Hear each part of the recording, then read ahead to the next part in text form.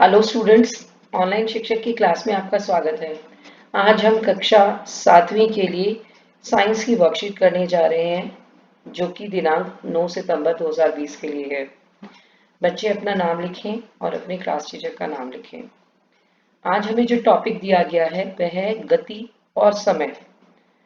तो बेटा, गति क्या होती है? देखिए, नीचे लिखा है कुछ वस्तुएं अपना स्थान नहीं बदलती हैं, वे स्थिर रहती हैं, जैसे पेड़, मोबाइल, टीवी आदि। जबकि कुछ वस्तुएं अपना स्थान बदलती हैं, जैसे बस, कार आदि। इनकी अवस्था को गति कहते हैं।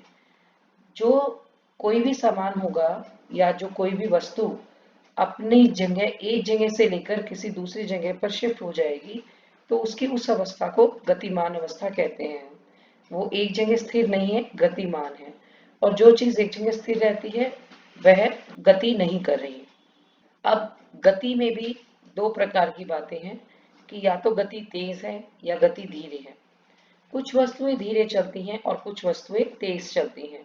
आप ये जो पिक्चर देख रहे हैं उसमें आपको दो तीन तरह के वाहन दिखाए गए हैं, साइकिल, स्कूटर, कार।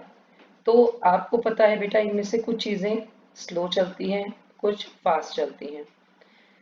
ठीक है। अब इस चित्र में ही इसके साथ में प्रश्न दिया गया है कि दिए गए चित्र में तुलना करके बताइए कौन सी वस्तुएं तेज चलती हैं, कार या साइकिल।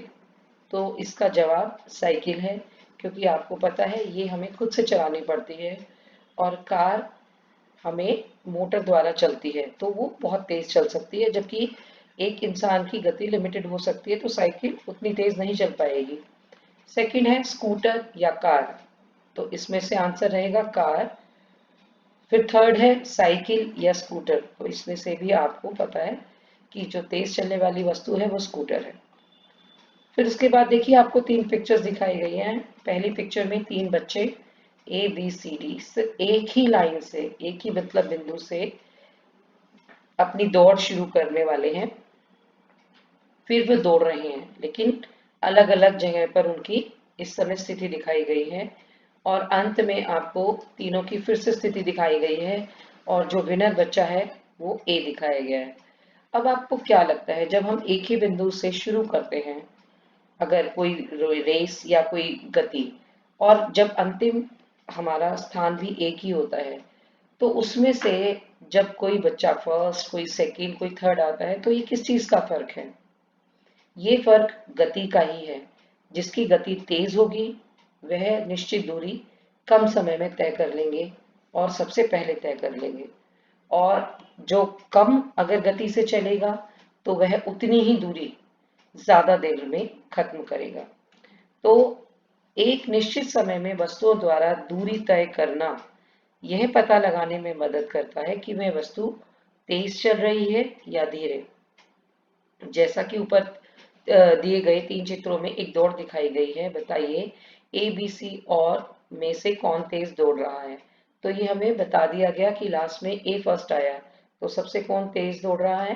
ए। तो जो वस्तु किसी दी गई दूरी को तय करने में सबसे कम समय लेती है उसकी चाल सबसे अधिक होती है, क्योंकि दूरी तो बेटा सेम है सबके लिए। तो चाल ही अगर तेज या धीरे है तो उसी पे डिपेंड करता है कि वह अपनी रेस कौन पहले खत्म करेगा, कौन बाद में खत्म करेगा। जिसकी चाल तेज होगी वह कम समय लेगा और जिसकी चाल धीरे होगी वह अधिक समय लेगा। तो यानी कि हमारी चाल किस चीज पर निर्भर करती है? तो किसी वस्तु द्वारा इकाई समय में तय की गई दूरी को हम उस वस्तु की चाल कहते हैं। मतलब जो उस वस्तु ने एक दूरी तय की है उसका माप, और उसको अगर हम कुल लिए गए समय से विभाजित करते हैं तो वह उसकी चाल बताता है कि उसने कितनी चाल तेज चली है या धीरे।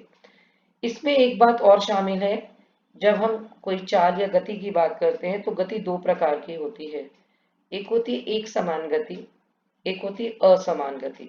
एक समान गति बेटा जब हम पूरी दूरी बिल्कुल एक ही चाल से चलते हैं, ना हम उस चाल को तेज करते ना धीरे करते, बिल्कुल सेम पेस से चलते रहते हैं। जैसे आप अगर कोई गाड़ी चला रहा है बच्चा, तो अगर वो 40 की स्पीड से शुरू करता है और एंड तक उसकी स्पीड 40 किलोमीटर पर आ रहती है तो वो एक समान गति कहलाएगी। जबकि कुछ लोग इस तरह से कर सकते हैं कि शुरुआत के टाइम पर किसी ने 60 स्पीड रख ली, बाद में जाकर उसको कम कर दिया, 30 कर ली, तो इसको कहेंगे असमान गति।